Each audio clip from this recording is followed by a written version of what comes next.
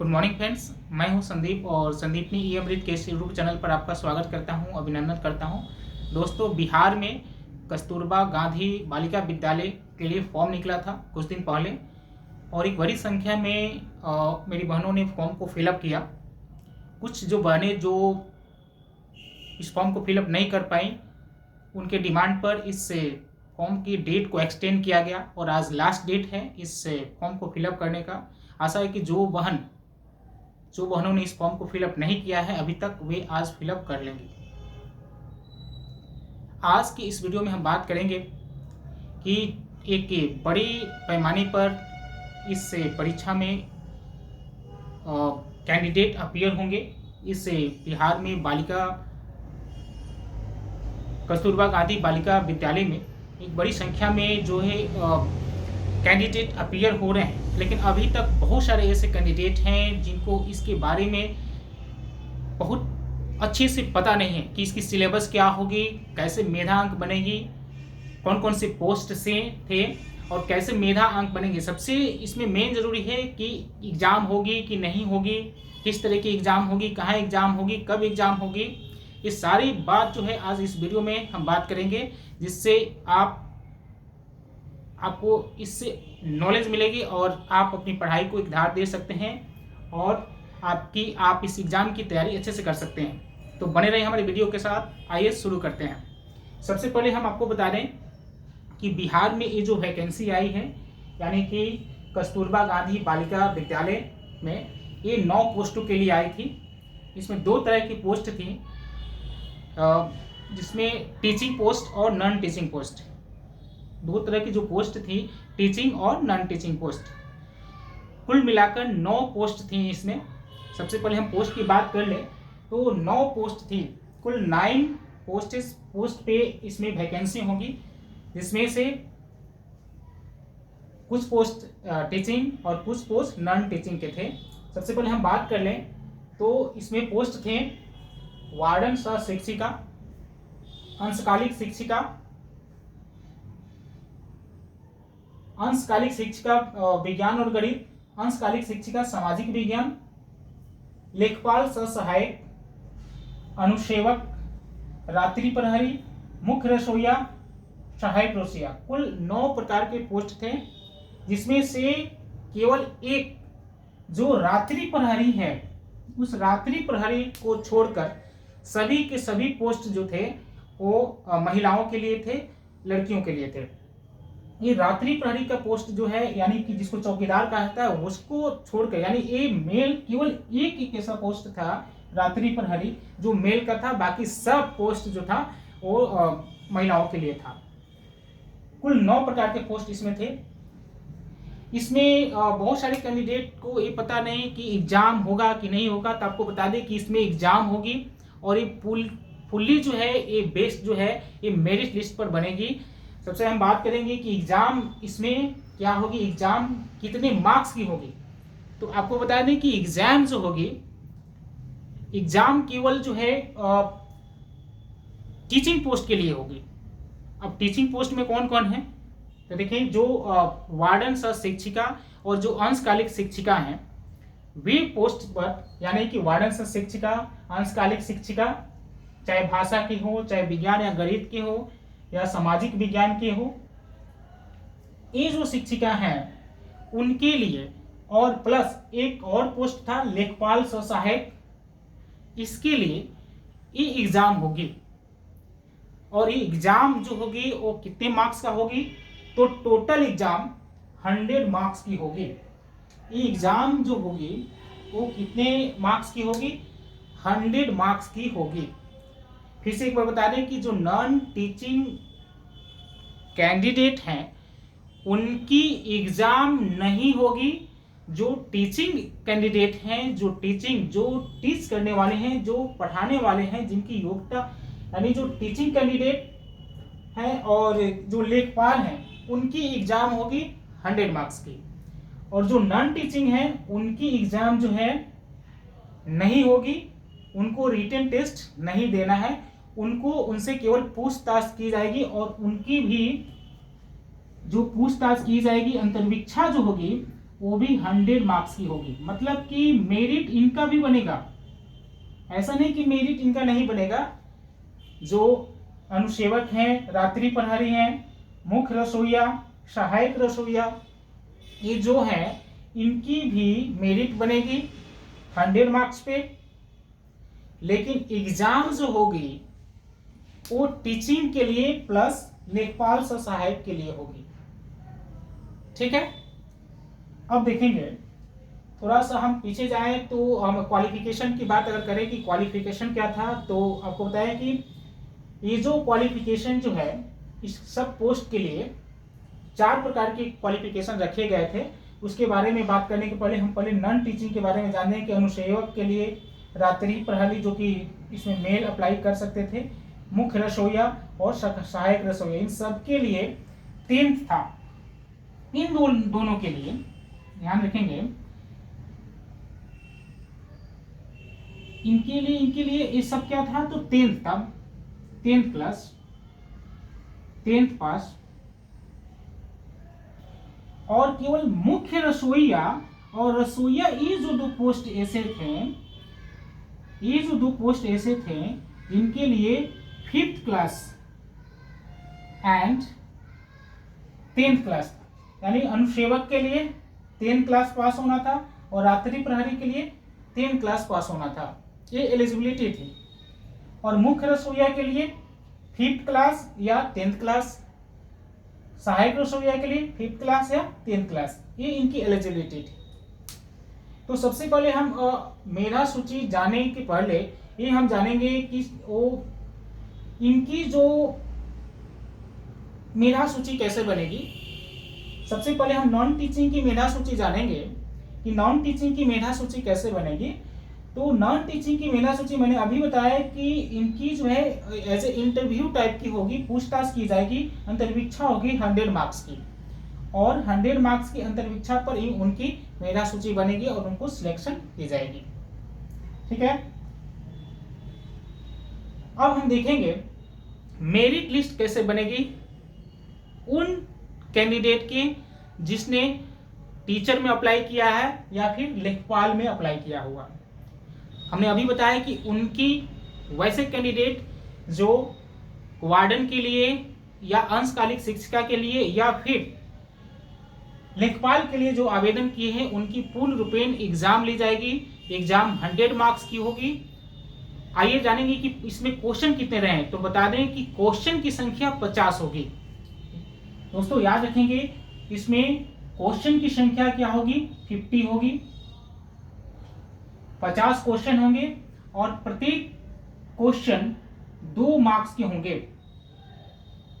यानी 100 मार्क्स, यानी 50 question into 2 marks, यानी 100 मार्क्स के टोटल एग्जाम होंगे। लेकिन यहां समझना है कि प्रत्येक पोस्ट के लिए यहां पर एग्जाम जो है अलग अलग होगा।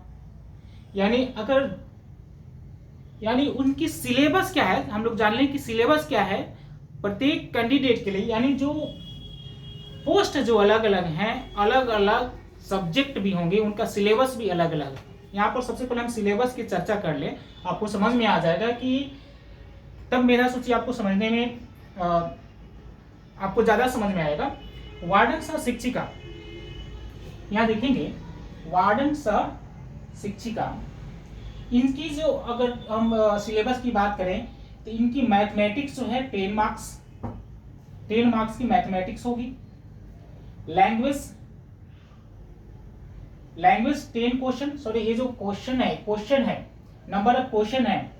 Mathematics 10 questions, language 10 question, Hindi से 10 क्वेश्चन, ज्योग्राफी मीन्स भूगोल से 10 क्वेश्चन यानी 10 क्वेश्चन, और साइंस यानी विज्ञान से 10 क्वेश्चन। टोटल यानी कुल मिला के 10, 20, 30, 40, 50 क्वेश्चन यहाँ पर पूछे जाएंगे और प्रत्येक क्वेश्चन 2 मार्क्स के होंगे, 2 अंक के होंगे, यानी 100 मार्क्स की एग्जाम होगी। ठीक उसी तरह से यहाँ पर अंशकालिक शिक्षिका जो भाषा के लिए होंगे उनके लिए भी 50 क्वेश्चन।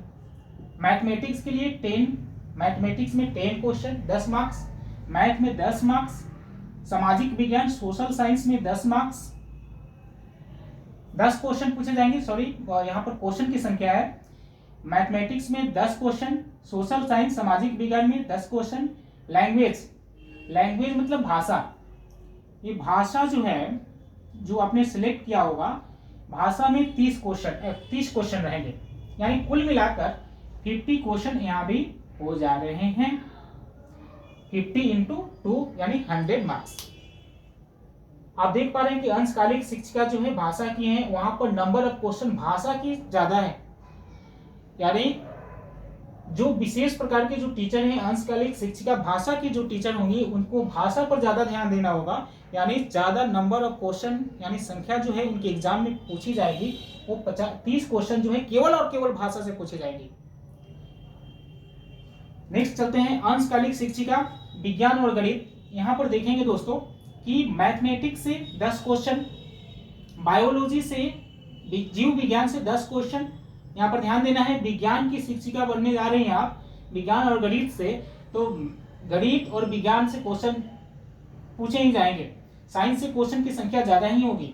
आप देख पा रहे हैं मैथमेटिक्स से 10 क्वेश्चन, बायोलॉजी यानी जीव विज्ञान से 10 क्वेश्चन, भाषा से 10 क्वेश्चन और फिजिक्स और केमिस्ट्री, फिजिक्स भौतिक विज्ञान और केमिस्ट्री रसायन विज्ञान से 20 क्वेश्चन, यानी यहाँ भी टोटल 50 क्वेश्चन जो हैं आपसे पूछ लिए जाएंगे इस अंशकालिक शिक्षिका विज्ञान और गणित के लिए, यानी 50 क्वेश्चन इंटू 2 मार्क्स यानी 100 मार्क्स से यहाँ भी आपसे एग्जाम होगी।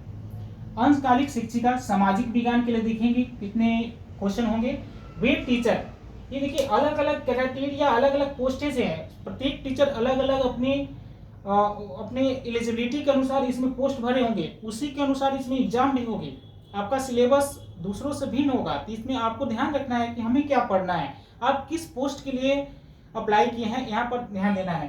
तो जो टीचर जो शिक्षिका जो हैं, जो कैंडिडेट जो है सामाजिक विज्ञान के लिए अप्लाई की होगी, वे उनके लिए मैथमेटिक्स से 10 क्वेश्चन, लैंग्वेज भाषा से 10 क्वेश्चन, प्लस जो एसएसटी है यानी सामाजिक विज्ञान है, सोशल साइंस जो है जिसमें history, geography, home science, polity, इतिहास, भूगोल, होम साइंस, गृह विज्ञान, पॉलिटी, ये सब जो है इससे 30 क्वेश्चन पूछ लिए जाएंगे, यानी कुल मिलाकर 50 क्वेश्चन, इसमें भी 50 इंटू 2 यानी 100 मार्क्स इसमें भी। आप देख पा रहे हैं कि इसमें जो भी यहाँ पर टीचर की नंबर ऑफ क्वेश्चन है वो 50 ही रह रहे हैं, लेकिन उनके पोस्ट के अनुसार नंबर ऑफ क्वेश्चन की संख्या बढ़ जा रही है, यानी जिस विषय के वो शिक्षक बनेंगे उनसे क्वेश्चन की संख्या ज्यादा पूछी जा रही है, यहाँ पर ध्यान देने वाली बात है।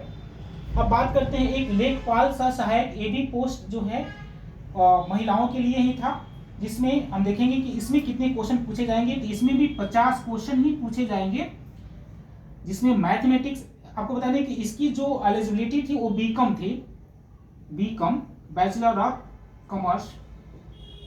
इसमें मैथमेटिक्स से 10 क्वेश्चन पूछे जाएंगे, लैंग्वेज भाषा से 10 क्वेश्चन, अकाउंट से 3 क्वेश्चन। ध्यान देने वाली बात है दोस्तों, जो लेखपाल से सहायक होंगे वे 30 क्वेश्चन उनके विषय से पूछा जाएगा, यानी कॉमर्स से पूछा जाएगा 30 क्वेश्चन, यानी 30 10 40 10 50 क्वेश्चन, 50 इंटू 2 यानी 100 मार्क्स। तो ये था सिलेबस, यानी प्रत्येक पोस्ट के लिए सिलेबस अलग अलग है। यहाँ पर ध्यान देने वाली बात है कि जिस पोस्ट के लिए आपने अप्लाई किया, ठीक उसी पोस्ट के लिए आपको उस तैयारी करना है, और आपकी सिलेबस दूसरी पोस्ट से अलग होगी। तो यहाँ ध्यान देने वाली बात है कि अगर आप भाषा की हैं तो भाषा से, लैंग्वेज से आपकी ज्यादा क्वेश्चन पूछे जाएंगी। अगर आप सामाजिक विज्ञान से हैं तो सामाजिक विज्ञान से 30 क्वेश्चन यानी ज्यादा क्वेश्चन पूछे जा रहे हैं। अगर आप शिक्षिका बनना चाहती हैं विज्ञान और गणित का, तो आपसे विज्ञान से क्वेश्चन यानी फिजिक्स केमिस्ट्री से यहाँ पर 20 क्वेश्चन, बायोलॉजी से 10 क्वेश्चन यानी 30 क्वेश्चन पूछे जाने रहे हैं। बाकी लैंग्वेज और मैथमेटिक्स हमको लगता है कि सब में कॉमन है। आप देख सकते हैं यहाँ पर वार्डन सह शिक्षिका, इसमें एक ये जो सिलेबस है वार्डन सह शिक्षिका का, इसमें जो है सिलेबस जो है इक्वल मात्रा में दिया गया है। ये जो सब्जेक्ट्स हैं जैसे देख रहे हैं मैथमेटिक्स है, लैंग्वेज है, हिंदी है, ज्योग्राफी है, साइंस है, इसमें 10 क्वेश्चन जो है, प्रत्येक जो है एवरी नंबर ऑफ क्वेश्चन की संख्या इसमें सेम है। दोस्तों अब हम बात करेंगे मेधा कैसे बनेगी। मेधा कैसे बनेगी, हमारे बहुत सारे दोस्त जो है बहनें जो हैं उनको मालूम नहीं है कि मेधा इसमें आखिर में बनेगी कैसे, किस तरह से मेधा सूची का तैयारी की जाएगी। क्योंकि बहुत जब ये फॉर्म आया था तो बहुत सारे कैंडिडेट जो है वो समझ नहीं पा रहे थे, वे समझ रहे थे कि बहुत सारे दोस्त जो है समझ नहीं पा रहे थे, बहुत सारे हमारी बहनें जो हैं ये जो फॉर्म आया था तो वो समझ नहीं पा रही थी कि इनकी एलिजिबिलिटी क्या है। कुछ कहीं पे एलिजिबिलिटी उनको पता चलता है कि सिंपल जो अनट्रेंड है वे भी भर सकते थे, कहीं किसी को कोई बताता था कि जो ट्रेंड है वही भरेगा, तो वहाँ पे की स्थिति आ गई थी, बाद में पता चला। और ये जो पोस्ट ऐसे थे कि सब कोई, यानी जो सिंपल ग्रेजुएशन से लेकर जो ट्रेंड टीचर हैं, जो ट्रेंड कैंडिडेट हैं, वे इस फॉर्म को भर सकते थे। यानी अभी हमने बताया कि ज़्यादा संख्या में फॉर्म बिहार में भरे जा चुके हैं, एक बड़ी कंपटीशन होने वाली है इस एग्ज़ाम की। जानेंगे हम कि कैसे मेधा सूची बनेगी, इसके बारे में हम बात करेंगे। तो सबसे पहले हम आपको बता दें कि इसमें कौन कौन से कैंडिडेट फॉर्म को फिलअप किए हैं। दोस्तों इसमें वैसे कैंडिडेट फिलअप किए हैं फॉर्म जो सिंपल, जिनका ग्रेजुएशन है, वे भी इस फॉर्म को फिलअप किए। वैसे कैंडिडेट फॉर्म को फिलअप किए जिसने टीचर ट्रेनिंग कर लिया है, वो भी किए हैं। वैसे भी कैंडिडेट किए हैं जिसने ग्रेजुएशन किया, टीचर ट्रेनिंग किया और सीटेट बीटेट पास हैं, वे भी कैंडिडेट भरे। तो हर प्रकार के कैंडिडेट इसमें अपीयर होंगे। तो आखिर में बनेगी कैसी मेधा सूची, इस पर हम लोग बात करेंगे। आप 2 मिनट का समय दीजिए, मैं आपको बता दूंगा कि कैसे मेधा सूची बनेगी और आप क्लियरफाई हो जाएंगे। आइए देखते हैं। सबसे पहले हम लोग जान जाएं कि चाहे वो नॉन टीचिंग का पोस्ट हो, चाहे वो लेखपाल का पोस्ट हो या फिर वो टीचिंग का पोस्ट हो, अगर किसी कैंडिडेट का समान अंक प्राप्त होता है, यानी उसके इंटरव्यू में, अंतर्वीक्षा में या फिर एग्जाम में, एग्जाम मेरिट लिस्ट बनाते समय अगर उसके समान अंक प्राप्त होता है, दो ऐसे कैंडिडेट जिनका अंक समान हो गया, तो उस स्थिति में क्या की जाएगी, किसको ली जाएगी? तो सबसे पहले उस कैंडिडेट को ली जाएगी जिसकी डेट ऑफ बर्थ पहले की हो। यानी कि अगर कोई कैंडिडेट की डेट ऑफ बर्थ 1992 है और किसी कैंडिडेट की डेट ऑफ बर्थ 1991 है और उनकी मार्क्स जो है, यानी मेधा सूची सेम आ जा रही है, मार्क्स सेम आ जा रहे हैं, तो उस स्थिति में उन कैंडिडेट को ली जाएगी जो जिसका जन्म पहले हुआ हो, यानी जो जिसकी जन्म तिथि पहले का हो। यानी 92 वाले को छोड़कर 91 वाले को वरीयता दी जाएगी। यहाँ ये समझना है, यानी समान अंक प्राप्त होने पर जन्म तिथि पहले वाले को वरीयता मिलेगी। ठीक, पॉइंट को समझेंगे। दूसरा, वहीं पर अगर अंक और जन्म तिथि दोनों अगर समान हो जाता है, अंक भी समान और जन्म तिथि भी समान, तब क्या होगा? तब ये समझना होगा कि ड्रॉ ऑफ लॉट के द्वारा उनकी मेधा सूची बनेगी। ड्रॉ ऑफ लॉट क्या होता है? यानी उस दोनों कैंडिडेट को सबसे पहले चुनना। ड्रॉ ऑफ लॉट मीन्स क्या होता है? ड्रॉ ऑफ लॉट मीन्स होता है दोस्तों कि उस कैंडिडेट की नेम को बक्से में डाल दी जाएगी या फिर लिस्टेड कर दी जाएगी और अनभिज्ञ इंसान से, आदमी से उसको निकालने के लिए कहा जाएगा। यानी एक तरह से लॉटरी निकालना है और जो उसमें से सिलेक्ट होगा उनकी पहले वरीयता दी जाएगी। ये समझना है। अब यहाँ समझें जो कि बहुत ही इंपॉर्टेंट है, ध्यान देंगे। अभी हमने बताया कि इसमें सिंपल ग्रेजुएशन से लेके टेट क्वालिफाइड, बीटेट, सीटेट पास सभी कैंडिडेट ने इसमें अपीयर लिया है, इसमें एग्जाम में बैठने वाले हैं। तो यहाँ पर ध्यान देंगे कि जो मेधा सूची बनेगी, वार्डन सह शिक्षिका एवं अंशकालिक शिक्षिका के लिए 4 अलग अलग पैनल गठित होगा। मतलब कि जो ये वार्डन सह शिक्षिका है, अंशकालिक शिक्षिका भाषा विज्ञान और गणित, सामाजिक विज्ञान, ठीक, इस सब शिक्षिका के लिए है, ये क्या होगा कि इनके लिए 4 पैनल गठित होगा। आइए जानेंगे कि वो 4 पैनल है क्या। ध्यान देंगे दोस्तों कि इसमें वैसे कैंडिडेट को पहले लिया जाएगा, यानी कि वैसे कैंडिडेट इसमें पहला पैनल होगा प्रारंभिक शिक्षा शास्त्र में 2 वर्षीय प्रशिक्षक, यानी वैसे कैंडिडेट को एक जगह रखा जाएगा, एक पैनल तैयार होगा। अभी बताया कि 4 पैनल इस प्रत्येक पोस्ट के लिए 4 पैनल तैयार होगा। जो भी टीचर की हम बोल रहे हैं, इस लेखपाल और नॉन टीचिंग को छोड़कर ये जो टीचिंग पोस्ट है इसमें 4 पैनल तैयार होंगी। कैसे? तो एक पैनल प्रारंभिक शिक्षा, वैसे कैंडिडेट जिसने प्रारंभिक शिक्षा साथ में 2 वर्षीय प्रशिक्षण किया हो, यानी या डीएलएड किया हो, बीएड किया हो, सीटेट पास हो या बीटेट पास हो, उन कैंडिडेट को एक जगह मेरिट बनेगी, यानी एक जगह पैनल तैयार होगा। दूसरा पैनल क्या होगा?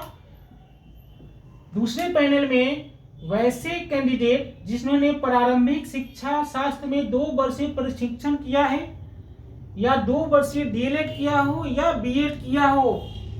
यहाँ ध्यान देने वाली बात है दोस्तों कि प्रारंभिक शिक्षा में 2 वर्षीय डीएलएड किया है, बीएड किया है, सीटेट बीटेट पास है, इनका पैनल अलग। और वैसे कैंडिडेट जो प्रारंभिक शिक्षा शास्त्र में 2 वर्षीय प्रशिक्षण लिया लेकिन उन्होंने सीटेट पास नहीं किया है, यानी उनके पास शिक्षक पात्रता परीक्षा नहीं है, उनका एक अलग पैनल तैयार होगा उन सारे कैंडिडेट का। तीसरा पैनल क्या होगा?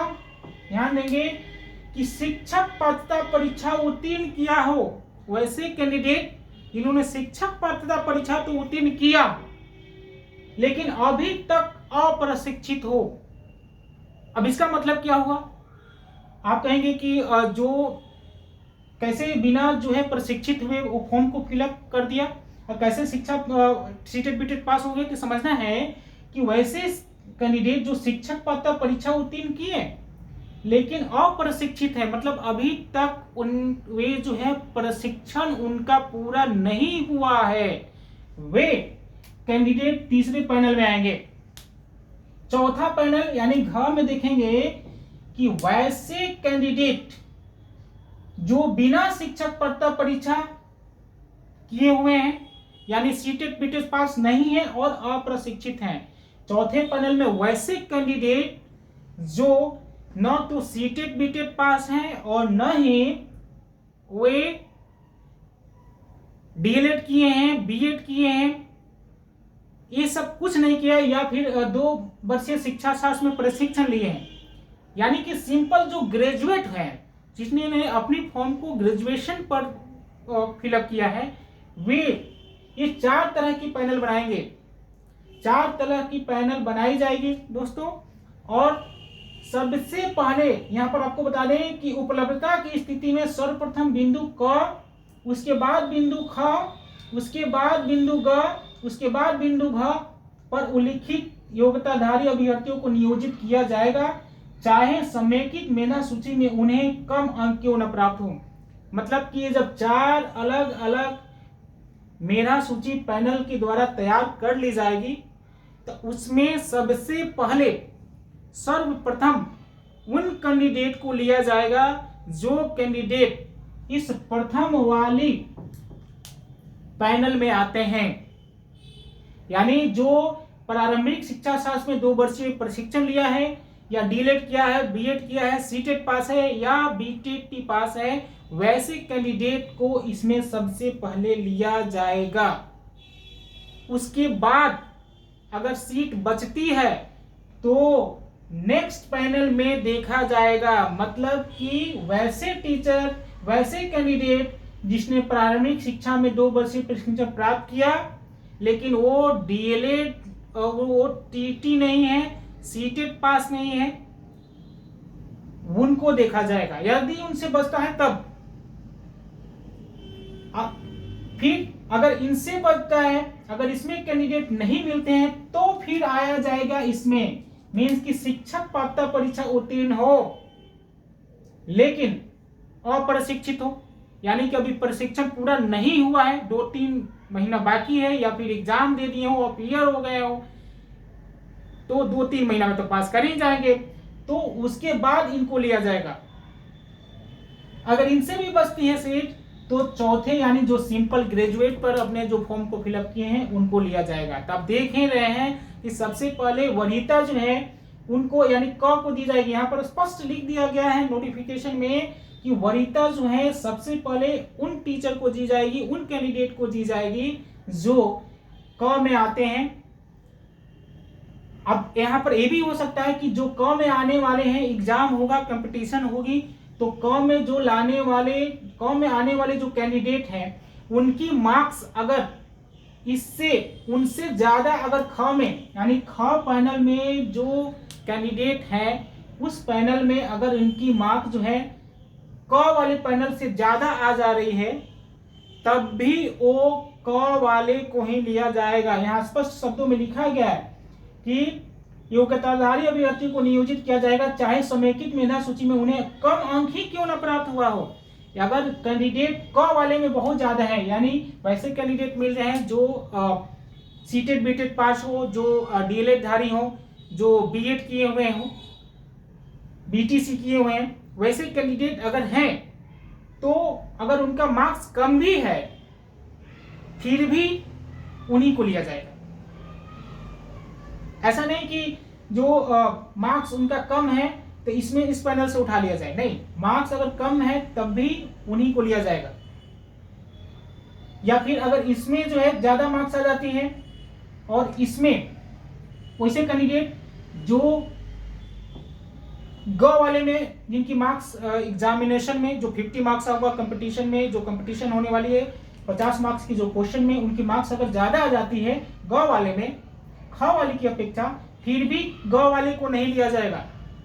यानी ग वाले को पहले नहीं लिया जाएगा, मतलब पहले उनकी मेरिट जो है यानी जो मेधा है वे इस मेधा में नहीं आएंगे, वो अपने यहीं पर बने रहेंगे। इसमें मार्क्स ज्यादा आ जाने के बाद भी पहले ग वाले ख वाले अगर कैंडिडेट हैं तो उन्हीं को लिया जाएगा, उनकी समाप्ति पर ही ग को या घ को लिया जाएगा। तो आशा करते हैं कि आप समझ गए होंगे कि मेरिट कैसे बनेगी, चाहे वो टीचिंग कैंडिडेट हो या फिर नॉन टीचिंग कैंडिडेट हो। अभी मैंने आपको सिलेबस भी बता दिया कि सिलेबस सब अलग अलग पोस्ट के लिए अलग अलग है और आप अपनी सिलेबस को देखकर जो है आप अपनी तैयारी को धार दीजिए, यानी तैयारी करते रहिए। एग्जाम इसकी हमको ऐसा लगता है कि मार्च या अप्रैल में हो जाने वाली है और बने रहिए अपने तैयारी के साथ। हमको ऐसा लगता है कि इसकी एग्जाम जो है मार्च या अप्रैल महीने में होगी, बहुत जल्द होगी। आप तैयारी में जुटे रहिए, लगे रहिए और अपने सिलेबस के अनुसार दोस्तों पढ़ाई करते रहिए और अपने आप को मोटिवेट रखिए। ओके, तो मिलते हैं एक नए वीडियो में नए जोश और जुनून के साथ। Thank you, have a nice day, thank you.